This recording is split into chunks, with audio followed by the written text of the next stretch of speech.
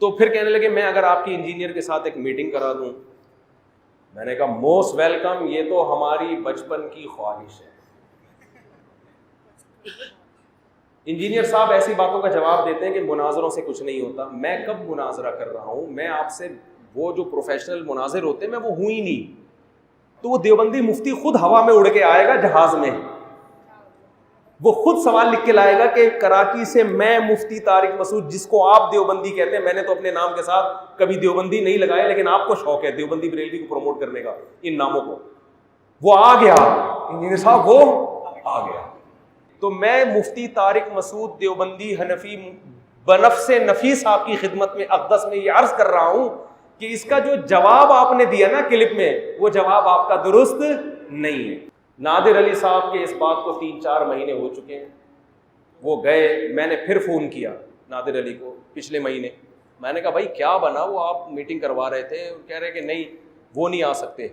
میں نے کہا چلو میں جاتا ہوں یار. انہوں نے کہا اچھا میں پوچھ کے بتاتا ہوں. اب بھی مہینہ گزر گیا. فلا وربک, اے نبی مجھے قسم اس بات کی کہ میں تیرا رب ہوں. یہ ہے اظہار محبت. لا یؤمنون, یہ کبھی بھی ایمان والے نہیں ہو سکتے, چاہے یہ کلمہ گو ہوں, اہل قبلہ ہیں, تمہارے ساتھ نمازیں پڑھتے ہیں, قانوناً صحابہ بھی ہیں, لیکن اندر سے انہوں نے منافقت والا رویہ اختیار کیا ہوا ہے. یہ کبھی مومن نہیں ہو سکتے. حتی یحکموک فیما شجر بینہم, یہاں تک کہ یہ آپ کو حاکم, جج, قاضی تسلیم نہ کر لیں اپنے جھگڑوں میں. اور صرف قاضی تسلیم نہیں کرنا, ثم لا یجدوا فی انفسہم حرجا, اس کے بعد اگر آپ کوئی فیصلہ کر لیں, کوئی فیصلہ فرما دیں, تو یہ اپنے دل میں بھی اس کے خلاف کوئی تنگی نہ پائیں کہ جی چلو اب پیغمبر ہیں ہم بات مان لیتے ہیں, لیکن دل مطمئن نہیں ہے, ہمارے ساتھ زیادتی ہو گئی ہے, نعوذ باللہ. نہیں, مومن نہیں ہوں گے. ثم لا یجدوا فی انفسہم حرجا, حرج بھی نہ دل میں پائے, مما قضیت, جو تم نے اے نبی فیصلہ کر دیا, ویسلموا تسلیما, اور سر تسلیم خم نہ کر لیں, اس وقت تک یہ مومن ہی نہیں ہو سکتے. کیا اظہار محبت ہے اور کیا قیامت مضمر ہے اس کے اندر.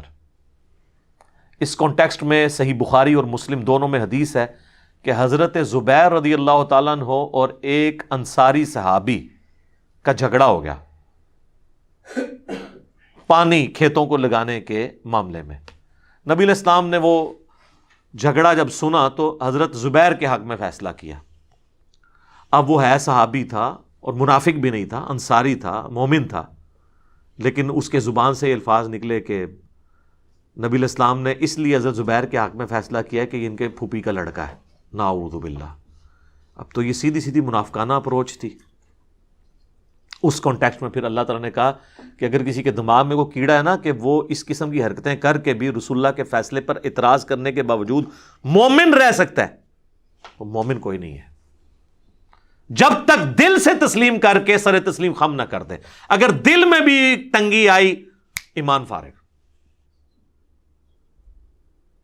اچھا, اس کانٹیکسٹ میں ایک جعلی واقعہ ہے جو تفسیر ابن کثیر سے لوگ کوٹ کرتے ہیں, لیکن حافظ ابن کثیر نے ساتھ لکھا ہوا ہے کہ جعلی ہے واقعہ, کہ جی ایک مومن تھا, اوپر سے اندر سے منافق تھا, اس نے نبی علیہ السلام سے فیصلہ کروایا تو حضور نے یہودی کے حق میں فیصلہ کر دیا اور مسلمان کے حق میں نہیں کیا. وہ حضرت ابو بکر کے پاس آیا, انہوں نے بھی کہا کہ رسول اللہ نے جب فیصلہ کیا تو میں کون ہوتا ہوں. پھر وہ حضرت عمر کے پاس گیا تو حضرت عمر نے کہا کہ اچھا تھوڑی دیر ٹھہر, اندر گئے, تلوار لے کے اس کا گردن کاٹ دی.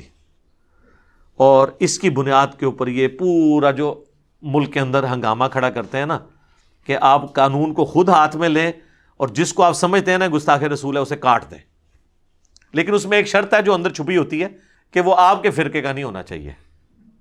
یعنی اشرف علی تھانوی رسول اللہ کو ماننے والے کو کاٹ دینا ہے آپ نے, چشتی رسول اللہ والے کو کہنا ہے معرفت کی بات ہے, اور چشتی رسول اللہ والی جو پارٹی کے خلاف کوئی پارٹی ہے تو وہ چشتی رسول اللہ والے کو کاٹ دے اور اشرف علی رسول اللہ کہنے والے کے بارے میں صرف نظر کرے. ساری فرقہ واریت کی جنگ ہے. اور یہ دونوں آپس میں مل کے ایک دوسرے کے ساتھ کو ایگزسٹ کریں اور غلام احمد قادیانی دجال کے ماننے والوں کو کاٹنا شروع کرتے ہیں. دعوت کہیں بھی آپ کو نظر نہیں آئے گی اور نام لیتے ہیں ختم نبوت کے. یہ جتنی تحریکیں ہیں یہ ختم نبوت تحریکیں نہیں ہیں. ختم نبوت تحریک وہ ہوگی جو قادیانیوں کو بھی غلط کہے گی اور چشتی رسول اللہ اور اشرف علی رسول اللہ پڑھوانے والوں اور ان کو انڈورس کرنے والوں کو بھی کٹہرے میں لا کے کھڑا کرے گی. یہ نہیں ہے کہ وہ لوگ بزرگیاں ویل کریں اور ان کو آپ جو ہے وہ کافر کافر کہہ کے تو اس بنیاد کے اوپر چندے اکٹھے کرتے رہیں.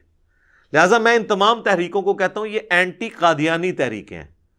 ختم نبوت تحریک صرف اس پلیٹ فارم سے ہے اللہ کے فضل سے کہ جس نے ختم نبوت کے اوپر ڈاکہ مارا ہے معرفت کے نام کے اوپر یا کشف و الہام کے نام کے اوپر یا عقیدہ امامت کی بگڑی ہوئی شکل مانتے ہوئے یا کسی بھی اور طریقے سے یا امتی نبی والا فراڈ کرتے ہوئے سب کے سب کو ایک لاٹھی سے ہانکا جائے گا. پھر آپ لوگوں تک دین کی بات پہنچا سکتے ہیں. ادروائز تو پھر ظاہر ہے کہ ایکسیپٹنس تو نہیں ملے گی. لوگ کہیں گے جی اپنے گھر کی صفائی کرتے نہیں ہیں دوسروں کے اوپر بات کرتے ہیں. اور یہی وہ چیز ہے جو قادیانیوں کو اسلام کی طرف نہیں آنے دیتی. وہ کہتے ہیں ان کے بابوں نے بھی کام ڈالا ہوا ہے. اور میں نے آپ کو بتایا ہے کہ قادیانی جو ہے یہ صوفیوں میں سے نکلا ہوا فرقہ ہے. اور کئی بار میں نے ایک بات بتائی ہے کہ ہمارے پاس ایک بھائی آتے تھے تو وہ بخاری اور مسلم میں جو نماز کا طریقہ لکھا ہوا ہے رکوع میں جاتے وقت اور اٹھتے وقت رفع الیدین کرنا، انہوں نے جب شروع کیا تو ان کے بڑے بھائی تبلیغی جماعت میں اٹلی کے اندر وہ امیر تھے، ان کے گھر جماعتیں رکتی تھی. وہ چھٹیوں پہ آئے تو وہ آگے آتے ہی سیدھا، ان دنوں میں اپنے گھر میں درس دیا کرتا تھا، سیدھا آ کے چڑھائی کر دی جی میرے بھائی کو آپ نے قادیانیت کی طرف لگا دیا ہے. جناب یہ ہمارا ہی حوصلہ ہے کہ ہم یہ ساری باتیں سنتے ہیں. ہم مسکراتے ہیں، ہمیں پتہ ہوتا ہے کہ اب یہ قابو میں آ گیا کیونکہ ہمارے پاس تو علم کی طاقت ہے اللہ کے فضل سے، جس کو نہ شکست ہو سکتی ہے جو نہ چوری ہو سکتی ہے. الحمدللہ علم وہ تلوار ہے. تو میں تسلی سے بات سنی، میں نے کہا میرے بھائی میں آپ کے ساتھ پوری ہمدردی کرتا ہوں، ہمارے گھر کے قریب ہی قادیانیوں کی عبادت گاہ ہے تو ہم سارے اٹھ کے چلتے ہیں وہاں جا کے دیکھتے ہیں. اگر قادیانی آپ کے طریقے کے مطابق نماز پڑھ رہے ہوئے یعنی حنفی طریقے پہ بغیر رفع الیدین کے تو وہ آپ میں سے نکلا ہوا فرقہ ہے، اور اگر وہ رفع الیدین کے ساتھ پڑھ رہے ہوئے تو پھر آپ ہمارے کھاتے میں اسے ڈال دیجیے گا. بس اتنی بات کرنے کی دیر تھی. کہتے ہیں نہیں کوئی ضرورت نہیں، اور بات مانی بھی کوئی نہیں کیونکہ انہیں پتہ چل گیا تھا کہ یہ تو پھر ماننا پڑ جائے گا کہ تو یہ ہمارے ہی حنفی بھائی ہیں. تو قادیانی آج کی ڈیٹ میں حنفی ہیں. یہ بعض لوگ جو ان کے چند ایک مسائل پکڑتے ہیں نا جی فاتحہ خلف الامام میں ان کا یہ عقیدہ ہے، یہ تفردات ہیں. اوورآل وہ حنفی ہیں. حنفیوں میں بھی تو کئی ایک شاخیں ہیں نا. بریلوی کہتے ہیں انگوٹھے چومنے والے کی شفاعت ہوگی، اور وہ کہتے ہیں فقہ حنفی کی بنیادی کتاب فتاوی شامی جسے رد المختار کہتے ہیں جو در مختار پہ حاشیہ ہے اس میں لکھا ہوا ہے. جب ہم دیوبندیوں کو دکھاتے ہیں کہ یہ تو آپ کی مشترکہ کتاب ہے اس میں لکھا ہوا ہے انگوٹھا چوما کریں، وہ کہتے ہیں جی لکھا تو ہوا ہے لیکن یہ مفتہ بھی ہی نہیں ہے. مفتہ بھی کو تو بعد میں دیکھیں گے ابن عابدین شامی کو بیتتی کیوں نہیں کہتے، وہ اب اتنا بھاری ہے کہ اسے نہیں کہہ سکتے. تو انگوٹھے چومنے والے معاملے میں بریلوی درست ہیں ایز فار ایز فقہ حنفی از کنسرن. قرآن و سنت کے حساب سے نہ یہ درست ہے نہ وہ درست ہے، فقہ حنفی کے مطابق میں بات کر رہا ہوں. تو اس قسم کے نا لوگ پھر حربے اڈاپٹ کرتے ہیں. تو یہ تو قادیانیوں کی نماز کا طریقہ آپ دیکھ لیں، یہ انہی کے طریقے کے مطابق نماز پڑھتے ہیں. تو جدھر سے نکلے ہوئے ہیں انہی کے طریقے کے مطابق عمل کریں گے نا. اور میرا خیال ہے اس کو سپورٹیو وہ حدیث بھی ہو سکتی ہے جو صحیح مسلم میں ہی ہے 394 نمبر نزول عیسیٰ والے چیپٹر میں کہ قیامت کے قریب جب عیسیٰ ابن مریم تم میں اتریں گے تو وہ راوی حدیث کہتا ہے کہ وہ تمہارے رب کی کتاب اور اس کے نبی کی سنت کے مطابق تمہیں چلائیں گے. کتاب اللہ اور سنت کا ذکر بھی مسلم شریف میں موجود ہے کہ قیامت تک حضرت عیسیٰ علیہ السلام بھی نبی ہونے کے باوجود نبوت اپنی جگہ رہے گی لیکن امتی کی حیثیت سے آئیں گے. فقہ حنفی کے مطابق عمل نہیں کروائیں گے. وہ شیخ احمد سرہندی دیکھیں جن کو بریلوی دیوبندی اہل حدیث تینوں بزرگ مانتے ہیں، انہوں نے اپنے مکتوبات میں لکھا ہے کہ ہمارے بزرگوں نے کشف کے ذریعے دیکھا ہے کہ عیسیٰ ابن مریم بھی جب دنیا میں اتریں گے تو فقہ حنفی کے مطابق عمل کریں گے. پھر ان کو حیا آئی کہ یہ تو میں بہت بڑا کلیم کر رہا ہوں. انہوں نے کہا نہیں، اصل میں ہوگا یہ کہ حضرت عیسیٰ اجتہاد کریں گے اور ان کا اجتہاد بھی امام حنیفہ سے مل جائے گا. بھئی وہ راوی حدیث تو کہہ رہا ہے وہ اللہ کی کتاب اور اس کے نبی کی سنت کے مطابق عمل کریں گے, یہ بندہ 1000 سال بعد آ کے ایک نویں گل پہ چھوڑ دا ہے. کیڑا اجتہاد؟ امام حنیفہ کا اجتہاد تے اج ویلڈ نہیں رہا.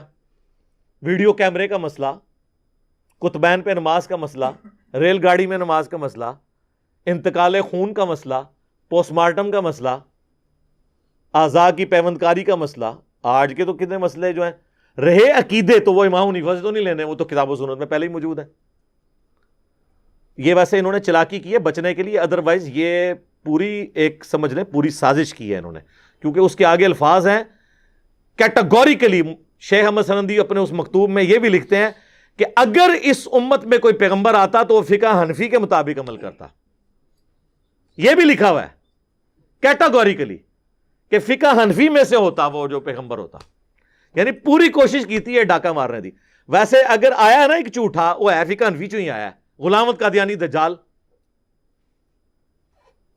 گل ویسے ادھی ٹھیک ہی نکلی نہ دی, وہ فقہ حنفی کے مطابق ہی عمل کرتا تھا نا, حنفی تھا. غلام احمد قادیانی حنفی تھا.